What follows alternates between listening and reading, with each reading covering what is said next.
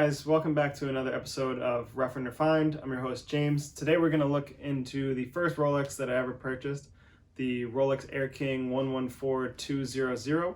I purchased it a few months ago. It's the first Rolex I ever had. We're going to do a little bit of a different style to this video. We're going to do it in segments. We're going to start with obviously this introduction, then we're going to go into the history of the Air King just a little bit, and then we'll get into the specs, how I wear it, when I wear it, what I would change, and then we're going to do a conclusion at the end. Let's hop into it. So first we're going to do a little bit of Rolex Air King history.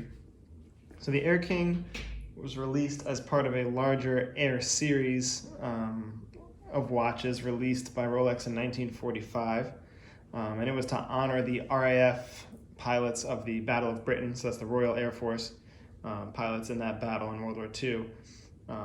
And the Air King was designed with a pilot in mind.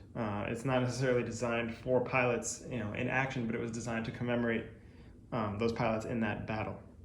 And even some airlines like Pan Am back in the day, they don't exist anymore, would give gifts, Rolex Air Kings as gifts to retired pilots, and pilots ended up using these watches, not necessarily in battle, but commercial pilots would buy these because they were marketed towards pilots and in memory of those pilots from that battle. The Air King is a model that has been modified many times, lots of reference numbers, 4499, 6552, 5500, 14000, all the way up to the one that we have here in front of us today, the 114200. So like I said, here we have the 114200 Air King. This one was started in 2007 after nearly 37 years of very minimal changes to the Rolex Air King, changing movements gradually over time, getting better accuracy and stuff like that, more water resistance. But this Rolex in particular in 2007 marked a change. This is the first time that the Air King became COSC certified, which is a big deal. It had a thicker case in this watch. It was slightly larger. It was 34 millimeters still, but a little bit larger of a case, a little beefier lugs. And it had a new machined oyster bracelet, which we will see as well. So in particular, this 114200 Rolex, a lot of people say that it combines the visual aesthetics of the original Air Kings, but with more of the technological advancements of a modern Rolex.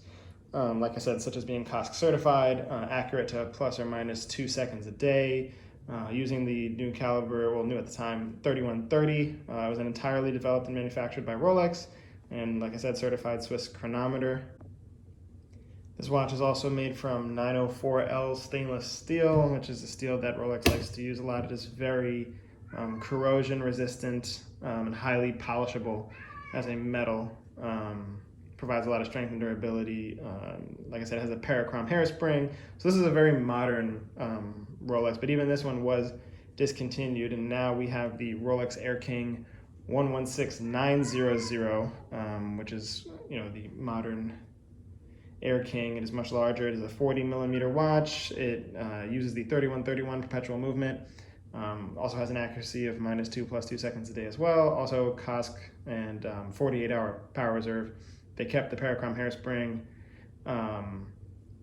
It seems like this modern Air King may eventually be discontinued. It looks very different from any of the other Air Kings. In particular, I'm not a huge fan of this watch. It's a little large for me, and there's just a lot of numbers going on in that watch for me personally. I do love the green and the yellow accents. I think they work really well with kind of the black and white text on the dial. I think green and yellow is colors that you don't really see too much on dials together, and it can looks very nice, very sporty. Kind of gives me more of like a golf vibe for some reason, those colors together. But so now let's get into the specs of this particular watch. This is the, like I said, 114200, has an automatic movement made of 904L steel. The case and bracelet are made out of 904L steel. It is a 34 millimeter watch. It has a folding clasp.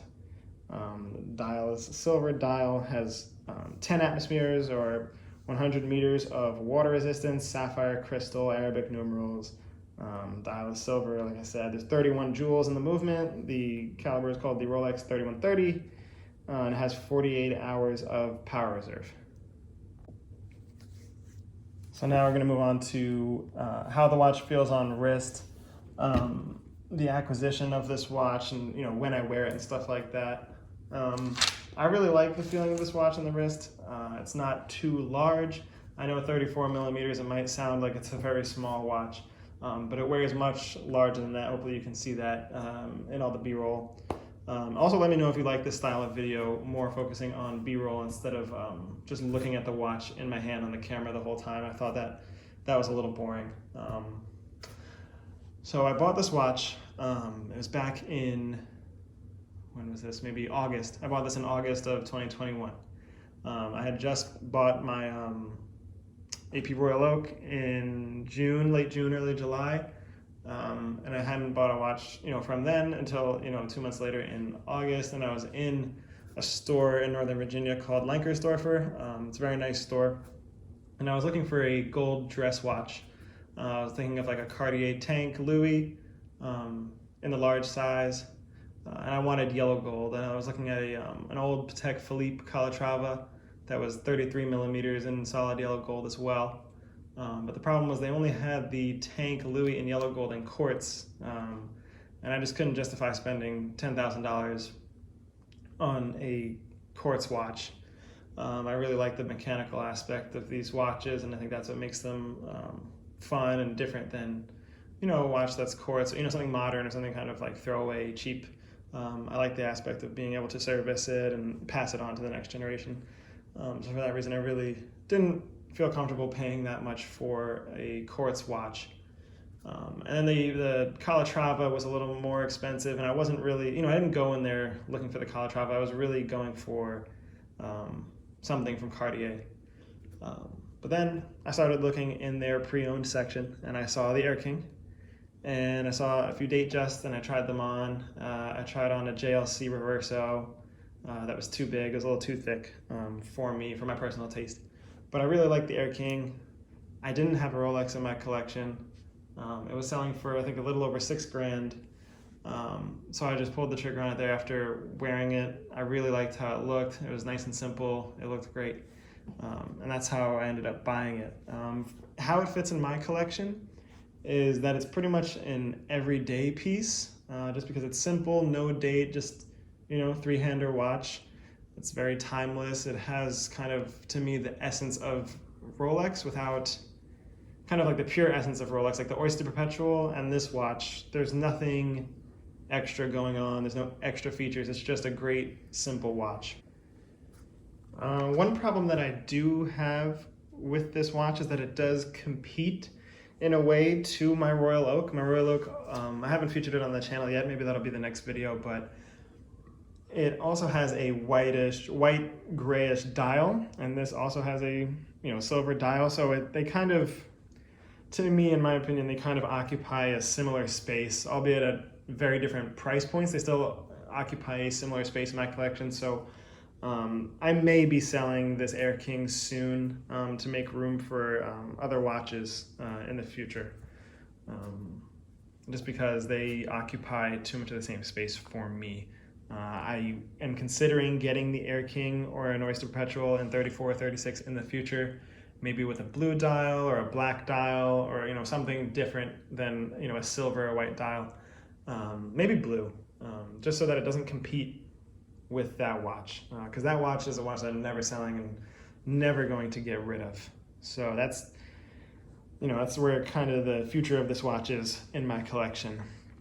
What I would change about this watch, maybe the clasp. The clasp is a little bit simple, a little plain. There is no micro adjustment on it, which is, I'm nitpicking a little bit, but on Rolexes, it's pretty common now these days to have micro adjustment on a lot of their watches. So that would be nice. Also, like changing the clasp a little bit. It's kind of just like a friction fit. I would like if there was kind of like a fold over option. I'll show pictures to show what I'm talking about. But the clasps that are on some of these sportier Rolexes, but I understand this is more of a basic model. But there's not really much I would change at all about this watch. I love the 369 dial. I like the blue indices. I think it adds a certain, cool color contrast, so it's not just all of a stainless steel silver looking watch. So there's not very much that I would change about it. Hey guys, hope you enjoyed the video of my review and ownership experience with the Air King 114200. In the comments below, let me know what kind of watches that you're interested in buying or seeing on the channel, especially watches that are sub 40 millimeter, as that's usually what I'm wearing these days, and I find that that's my taste. So let me know what you think about this watch, and let me know where you think the channel should go, what watches we should review next, or what topics you would want discussed in future videos. And as always, please like, comment, and subscribe.